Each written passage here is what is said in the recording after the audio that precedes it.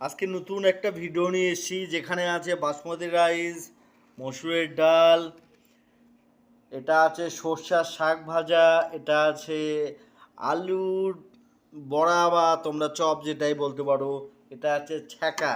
তোমরা কেউ ছ্যাঁকা খেয়েছো কি না আমাকে জানাবে। এই ছ্যাঁকার ইন্ট্রোডিউস আমি আর একটা ভিডিও দেবো, সেখানে ছ্যাঁকার ইন্ট্রোডিউস ছ্যাঁকা কীভাবে বানানো হয় আমি আর একটা নেক্সট ভিডিও ছাড়বো, ওটাকে ফলো করবে।